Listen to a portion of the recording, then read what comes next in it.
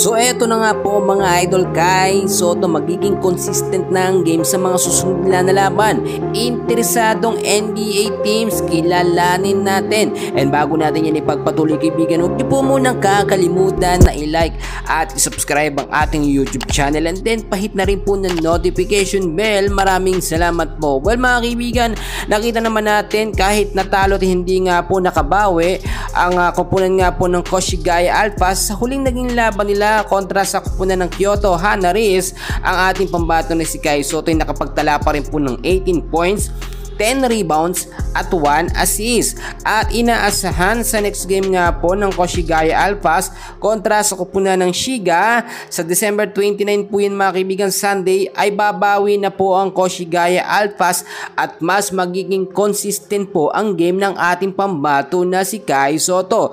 Well, ayon nga po sa ating mga nakuhang update mga kaibigan, ay merong mga NBA teams na interesado sa ating pambato na si Kai Sotto. Matapos nga po siyang makapagpakitang gilas noong mga huling laban ng Koshigaya Alphas, which is Kai Sotto nga po ay nakapag double digits po ang score niya mga kaibigan.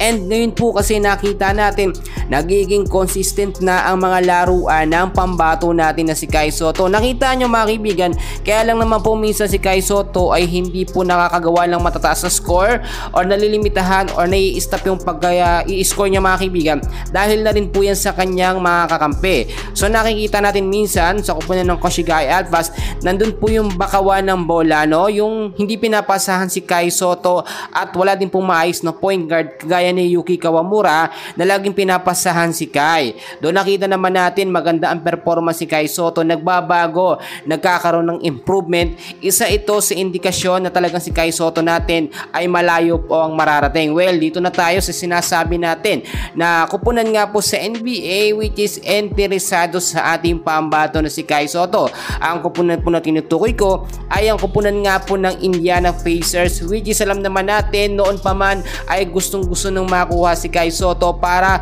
mag-train po or mag-training sa koponan nga po ng Indiana Pacers sa NBA Summer League. Para sa akin mga kaibigan, mas magandang magsimula si Kai Sotto sa mahihinang koponan sa NBA. Hindi ko naman sinasabi na mahina ang koponan ng Indiana Pacers, pero kapag merong Kai Sotto, mas lalakas po ang koponan na yan dahil nga yung depensa pa lang ni Kai Sotto mga kaibigan at opensa ay ibang iba na nga po.